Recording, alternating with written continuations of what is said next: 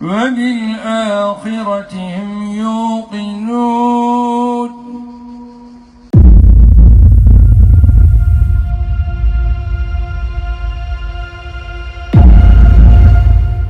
لە مانگی نیسانی ئەم ساڵەوە ناوێک بۆتە دێوەزمەی سیاسیەکانی تورکیا و لەرزێنەری عەرشی دەسەڵاتدارەکانی، کەسێک خۆی کۆڵەکەیەکی دەسەڵات و بەشدارێکی سەرەکی تاوانەکان بووە، هەک بەکەی پڕە لە نهێنی مەترسیدار و هەر جارە و مشتێکی بڵاو دەکاتەوە.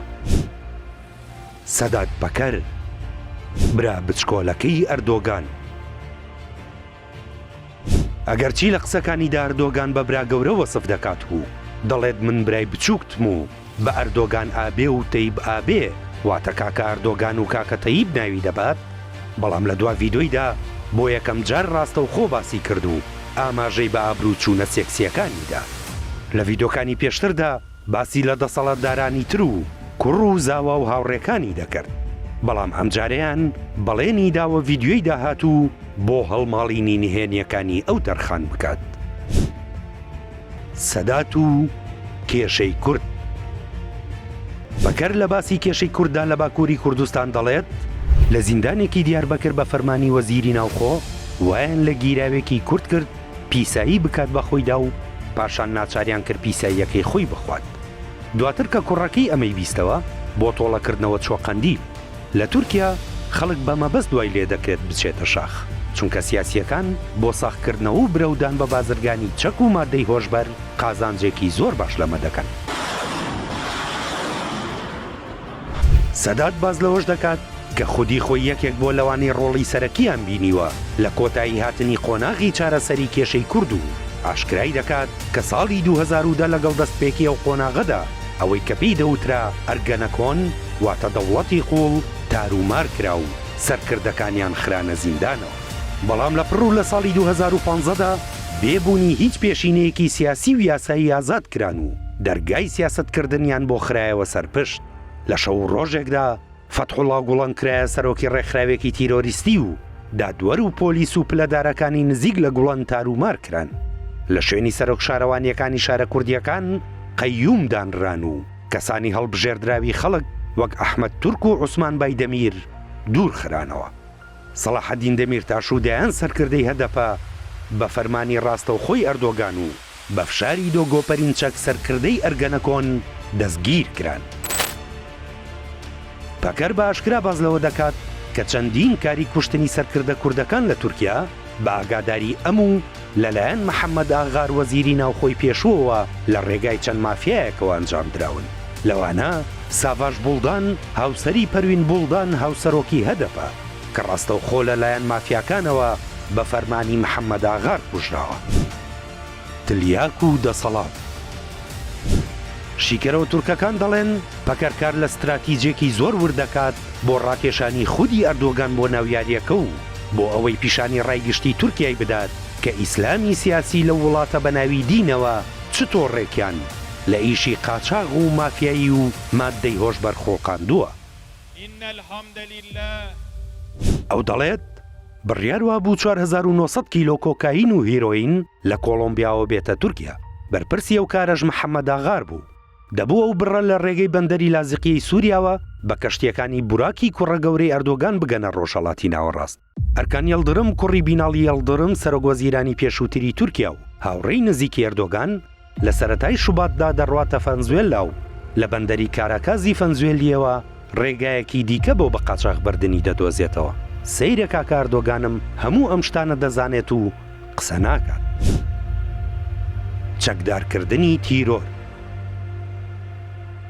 لە ڤیدۆی هەشتەمدا پەکەر باسی لەو تڕێلانە کرد کە لە 25 ئازاری 2015دا بەرەو سووریا دەڕۆیشتن و دەڵێت ئەو تڕێلانە پڕبوون لەو چەکە قورس و مامناوەند و درۆنانەی بڕیار بوو بچێت بۆ تورکمانەکانی سووریا بۆ ئەوەی پارێزگاری لە خۆیان پێ بکەن.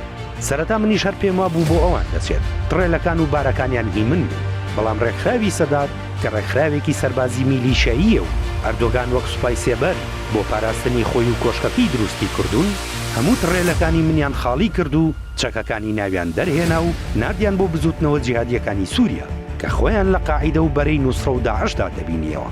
لە بەرامبەردا ڕێکخراوی سەدات نەوتی خاوی قاچاغیان لەو ڕێکخراوە جیهادیانە وەردەگرتەوە و لە تورکیا ساغیان دەکردەوە. بە کورتی ئەوەی چەکەکانی دەناردە سووریا بەرپرسی ئاسایشی کۆشکەکە ئەردۆگان ئەوەی نەوتی خاوی لە بەرامبەردا وەردەگرتەوە مەتین قیراتلی بەرپرسی کارگێڕی کۆشک و ئەوەشی پاری نەوتەکەی وەردەگرتەوە بەرات ئەڵبایراکی زاوای بوو. ئەو کات پۆلیس و دامەزراوەی دادوەری تورکیا تا ڕادەیەکی زۆر سەربەخۆ بوو بۆیە نەیانهێشت بەشێکی زۆر لەو تڕێ لە پڕچەکانە لە سنوور دەرباز بن و دەستیان بەسەرداگرت. ئەوەش بووە مای تووڕێی و کێشەیەکی گەورە بۆ ئەردۆگان چونکە دەی سەلمان کە هاوکاری تیرۆر دەکات. بۆیە کودەتای تەمموزی وەک سیناریۆیەکی سەرکەوتوو ئەنجامدا و لە ماوەی 24 کاتژمێردا 4,000 دادوەری لەسەر کار لاب. ئەوە بەدەر لە هەزارانی تر کە لە بەرامبەر ئەو جۆرە کارانەیدا دەوەستانەوە لە یەکەمینەکانیان جاندوندار بوو. ئەو ڕۆژنامە نووسەی بۆ یەکەم جار مەسەلەی تڕێلەکانی جوڵان بە 25 ساڵ زیندانی کردن سزادرا و ناچار بەرەو ئەڵمانیا هەڵات. ئەردۆگان و سێکس. لە وەڵامی ئەوەی ئەردۆگان بەسی خوڕێکی نێودەوڵەتی ناوی هێنابوو پەکەر لە ڤیدیۆکەیدا دەڵێت تەی بابێ مادام شتەکەوای لێهات مادام من بووم بە جاسووسی نێودەوڵەتی و تۆش دەڵیت قۆڵبەستی دەکەین و دەیهێنینەوە ئەوە بەڵێنیەوەت پێدەدەم هەفتەی داهاتوو هەموو شتێک باس بکەم. تەی بابێ خەڵک ئێستا هەموو شتێک دەزانێت پێم ناڵی چی دەشاریتەوە دوو بە دوو دادەنیشین و پاک و پیسی خۆمان دەردەکەین بزانین کێ درۆزنە. تەی بابێ کێ بوو لە ماڵی دەفینە خانم جەڵدەی دڵڵەیدا پەکەر تەنیا ناوی ئەو ژنەی هێناوە کە هەندێک دەڵێن هونەرمەندێکی تورکە و هیچ ڕوونکردنەوەیەکی زیاتری نەدا. ئەڵقەکانی داهاتوو.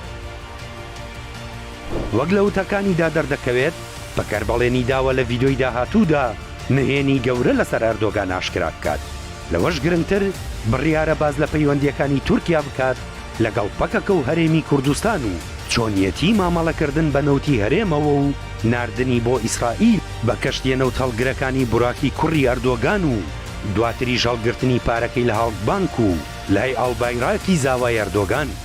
بە گوێرەی دوایین ڕاپرسی ناوەندی ئاڤراسیا بۆ لێکۆڵینەوە لە سەدا 75 دەنگدەرانی تورکیا بڕوایان بە وتەکانی پەکەر هەیە و ئەوانش کە دەڵێن چی دیکە دەنگ بە ئەردۆگان نادەن ڕێژەیان بۆ لە سەدا 52 لە دەیا 4 زیادی کردووە.